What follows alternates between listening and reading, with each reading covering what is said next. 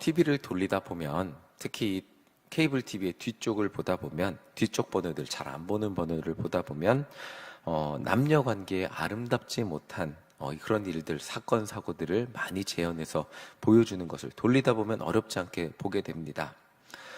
한 가정이 망가지고 남녀 사이에 아름답지 못한 사랑으로 한 가정이 망가지거나 또 올바르지 못한 남녀 관계로 인해서 한 사람의 인생이 망가지는 그런 것들을 어렵지 않게 거의 매일 돌리다 보면 거의 매일 보게 됩니다. 너무나 안타깝게도 인터넷을 켜도 TV를 켜도 이런 이야기들이 넘쳐나죠. 그런데 루키는 하나님이 주신 남녀 관계의 아름다움을 보여주는 말씀이기도 합니다. 완전히 망한 것 같은 한 가정, 남편과 아들들은 모두 죽고 이제는 과부 둘이 살면서 아무 희망이 없어 보이는 그 가정을 하나님이 회복시켜주는, 그리고 이 아름다운 은혜의 이야기 가운데 회복의 핵심이 남녀 관계로 등장을 하게 됩니다. 하나님이 창조하신 남녀 관계의 아름다움이 이 이야기를 통해 나타나고 있습니다. 루시의 어머니의 땅으로 돌아와서 만난 선한 사람 보아스는 풍성한 추수의 과정 가운데 즐거움을 누리고 있었습니다. 보아스는 아마도 하나님이 주신 풍성한 풍년의 축복을 그때 받았던 것 같습니다. 보아스는 즐거운 마음으로 축수한 곡식을 지키기 위해서 곡식 더미의 끝에 누웠다고 말하고 있습니다. 그렇게 누웠을 때 보아스 입장에서는 생각하지도 못했던 일이 일어났습니다.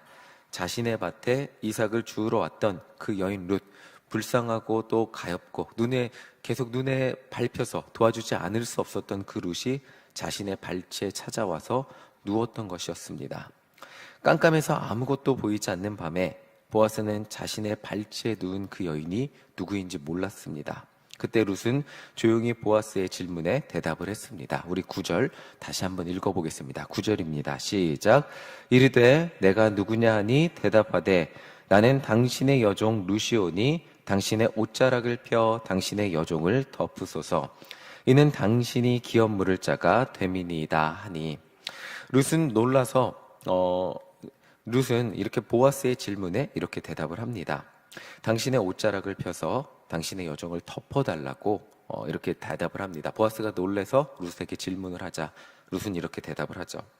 단순히 지금 당신의 옷자락으로 내가 당신을 찾아왔으니까 나를 지금 품어주고 덮어주세요 라고 그렇게만 말한 것이 아니라 룻은 보아스에게 당신이 우리 가정의 기업 물을 자, 그렇게 기업 물을 자라고 말하면서 당신이 옷자락으로 자신이 시집온 그 가정, 완전히 대가 끊긴 것 같은 그 가정을 덮어달라고 부탁을 하고 있는 것입니다.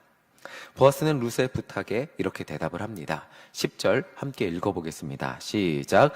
그가 이르되 내 딸아 여호와께서 내게 복 주시기를 원하노라. 내가 가난하건 부하건 젊은 자를 따르지 아니하였으니 내가 베푼 인애가 처음보다 나중이 더하도다. 보아스는 룻의 요청에 젊은 사람을 따르지 않고 자신의 남편의 집안을 다시 세우기 위해 자신을 찾아온 것을 칭찬하면서 하나님이 복 주시기를 원한다고 축복하고 있습니다.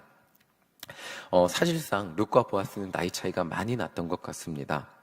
룻은 자신을 위해서 젊은 남자들을 찾아갈 수도 있었겠죠. 자신의 어떤 그런 것들을 보면 젊었다면 그렇게 찾아갈 수 있었겠지만 그렇게 하지 않고 율법에 기록된 기업 물을 자의 자격이 있는 사람 중 하나인 보아스를 찾아가서 자신과 함께 해달라고, 그리고 자신의 그 남편의 가정을 책임져 주는 것만이 아니라 다시 그 가정을 세워달라고 지금 부탁을 하고 있는 것입니다. 보아스는 가정을 다시 세우기 위한 룻의 이러한 모습에 감동하지 않을 수가 없었습니다. 이방 여인이었지만 그녀는 어떤 이스라엘 백성보다 하나님의 자녀의 모습을, 하나님의 백성의 모습을 보여주고 있었기 때문이었습니다. 자, 우리 11절 함께 읽어보겠습니다. 11절입니다. 시작. 그리고 이제 내 딸아 두려워하지 말라. 내가 내 말대로 내게 다 행하리라. 내가 현숙한 여자인 줄을 나의 성읍 백성이 다 아느니라. 보아스는 룻을 안심시켰어요. 자신이 기업 물을 자의 책임을 이행할 것임을 알려주었어요. 그리고 이방 여인인 그녀를 현숙한 여인이라고 부르고 있습니다. 이스라엘 사람들이 이방 사람들을 어떻게 봤는지는 우리는 다 알고 있습니다. 이방 사람들을 현숙하다고 표현하지 않았어요. 그런데 보아스는 룻에게 현숙하다고, 그리고 그 성읍 사람들이 다 룻을 현숙한 여인이라고 알고 있다고 지금 그렇게 말해주고 있습니다.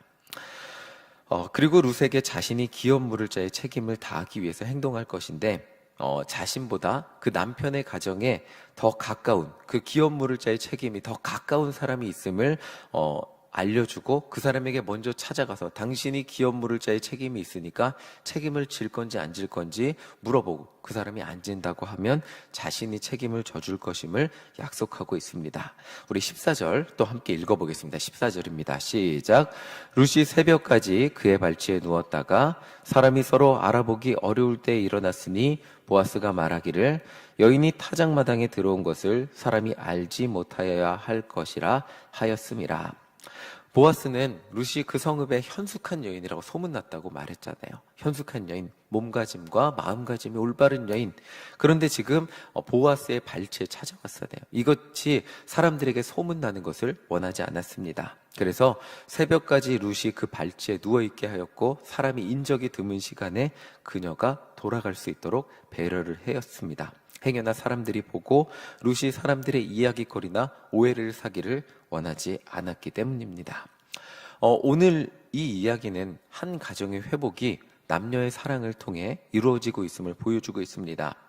그리고 그 과정 가운데 어떤 남녀의 충동과 욕구와 욕망보다 서로를 배려하고 있는 성숙한 사랑의 모습을 보여주고 있습니다. 사실 룻이 이삭을 주우러 혼자 몸으로 나갔을 때 많은 성경의 주석이나 또 룻기의 말씀을 보면 성경 이 이삭을 주우러 나갔을 때 연약한 여인이 혼자 이삭을 주우면 험한 일을 당할 수 있다는 것을 이야기해주고 있습니다. 룻은 먹고 살기 위해서, 시어머니를 챙기기 위해서 자신이 혼자 그런 위험을 감수하고 이삭을 주우러 나갔던 것입니다. 그런데 하나님은 그렇게 룻이 위험을 감수하고 나갔을 때 보아스를 만나게 하셨습니다. 보아스를 통해 가난한 과부이지만 한 사람으로서 존중받을 수 있게 해주셨어요. 한 사람으로서 존중받을 수 있게 해주셨고, 그리고 이제 자신을 사랑해줄 이가, 남편이 죽었잖아요. 그래서 자신을 사랑해줄 이가 더 이상 세상에 없던 그 과부가 보아스를 만나서 여인으로서 사랑을 다시 받게 하셨습니다. 성경은 보아스의 존중과 사랑이 너무나 아름답고 배려가 넘치고 있다는 것을 지금 보여주고 있습니다. 어떤 남녀의 사랑이 있어서 어떤 충동과 욕과 욕망이 그 자리에서 넘쳐나는 것이 아니라 먼저 그녀를 존중하고 현숙한 여인으로 살아갈 수 있게 해주는 것을 지금 보여주고 있습니다. 룻기의 이야기는 빛이 없어 보이는, 모두가 자기의 소견에 오른 대로 행동했던 사사의 시대에 누가 하나님의 백성이고 누가 하나님이 주시는 회복과 은혜의 주인공인가, 그것에 대해서 다시 한번 설명해 주고 있는 말씀이기도 합니다. 하나님의 백성은 당연하게 그 땅에 태어난 사람들, 이스라엘 백성이지만 하나님을 왕으로 여기지 않았던 그 사람들이 진짜 하나님의 백성인가? 자기 소견에 옳은 대로 그렇게 자기들 마음대로 사는 그 사람들이 하나님의 백성인가? 그것에 대해 의문을 던지며 하나님을 모른 채 이방 땅에 태어난 한 여인이지만 어머니의 하나님이 나의 하나님이 되기를 원합니다 라는 그 고백을 가지고 어머니를 따라서 어머니의 땅으로 돌아온 그 한 여인, 그 여인이 하나님의 법대로 자신의 남편의 가정, 어머니의 가정을 회복시키기 위해 그렇게 움직였던 그 여인이 하나님의 백성이 아닙니까? 라고 우리에게 질문을 던져주고 있습니다. 그리고 하나님의 법대로 그렇게 하나님의 법대로 한 가정을 회복시키기를 원했던, 그렇게 노력했던 한 남성, 보아스가 하나님의 백성이 아닙니까? 라고 우리에게 말해주고 있습니다.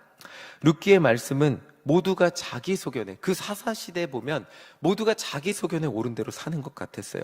그렇게 살아가는 어둠의 시대에도 하나님의 법대로 살려고 하는, 하나님의 은혜 가운데 살려고 하는 한 사람이 분명히 존재했다는 것을 우리에게 알려주는 말씀입니다. 보아스가 모두가 자기의 욕망대로 여인을 취하려고 하는 그 시대에도 분명히 하나님의 법대로 여인을 존중하며, 보아스가 그렇게 말했거든요.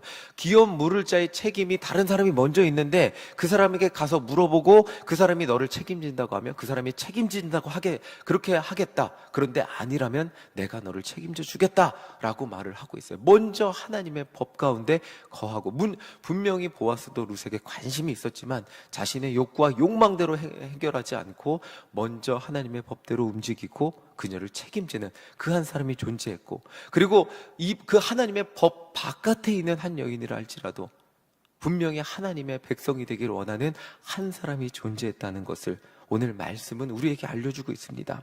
사실 삼손은 사사시대 그리고 사사였잖아요. 근데 삼손이 보여줬던 이성과 하는 이성의 모습은 어때요? 이성교제의 모습은 어땠습니까? 자신의 충동과 만족을 위해서 이성을 만났어요. 그리고 그 결과 자신의 힘을 잃어버리고 마지막에 그렇게 하나님이 다시 힘을 줌으로써 블레셋 사람들을 죽이긴 했지만 자신의 힘을 잃어버리는 그렇게 안타까운 결과를 맞이했습니다. 사사마저도 그런 삶을 살던 시대였지만 그렇지 않은 하나님의 백성이 분명히 존재하고 있던 시대가 그 사사시대였다는 것을 우리에게 말해주고 있습니다.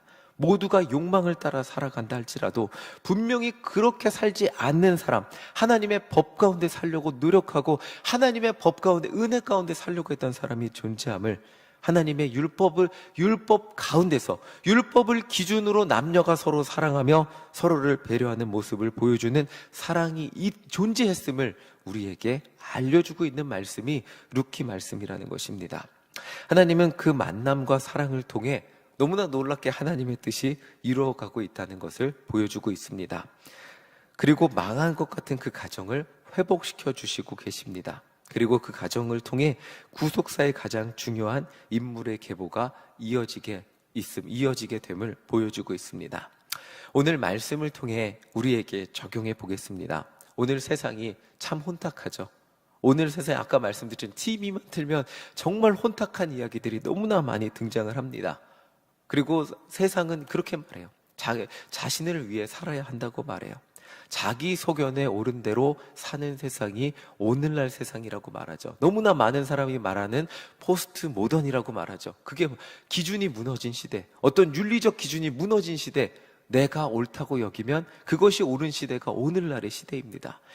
미국은 성의 기준도 사라져갖고 남자, 여자, 그리고 성 전환을 한 사람이 올림픽에 나오면 그 사람을 여자로 봐야 되냐 남자로 봐야 되냐, 이런 윤리적 기준이 무너진 오늘날 시대에 살아가고 있습니다. 너무나 혼탁해진 오늘날 시대, 그런 시대에 살아가고 있는데, 그런데 그럼에도 불구하고 오늘날 이런 시대에도 하나님의 법 가운데 살아가는 하나님의 백성이 분명히 존재한다는 것을 오늘 말씀을 통해 우리에게 깨닫게 해주고 계십니다.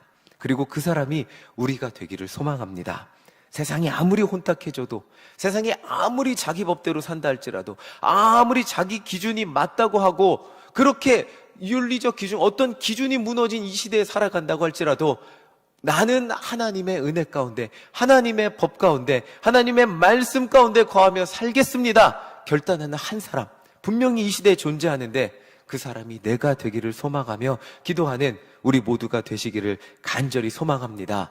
하나님의 은혜의 그늘 가운데 나오는 우리 모두가 되시기를 소망합니다. 세상 사람들은 그렇게 살지 않는다고 할지라도, 그렇게 사는 우리를 이상하게 본다 할지라도 하나님 앞에 옳은 모습으로 하나님의 법대로 하나님이 주신 순리와 질서대로 절차대로 사는 우리 모두가 되시기를 간절히 소망합니다. 자신의 욕구와 욕망을 위해 살아가는 것이 아니라 하나님이 주신 은혜의 법대로 살아갈 때, 보아스가 그렇게 절차대로 살아갔을 때 아무리 룻이 마음에 들어도 그 자리에서 건드리지 않고 하나님이 주신 절차대로 순리대로 했을 때 그 가정이 하나님의 법대로 회복되는 것을 보게 되면서 오늘 우리가 하나님의 법대로 하나님의 은혜 가운데 하나님이 주신 순리대로 기도하며 나아갈 때 우리 가정에, 그리고 우리가 거하는 모든 곳에 하나님의 은혜의 회복의 역사가 나타나게 될 줄 믿습니다. 오늘 우리 가운데 그런 하나님의 은혜가, 하나님의 회복케 하심이, 하나님의 인도하심이 나타나는 놀라운 은혜를 누리며 살아가는 우리 모두가 되시기를 간절히 소망합니다. 아멘.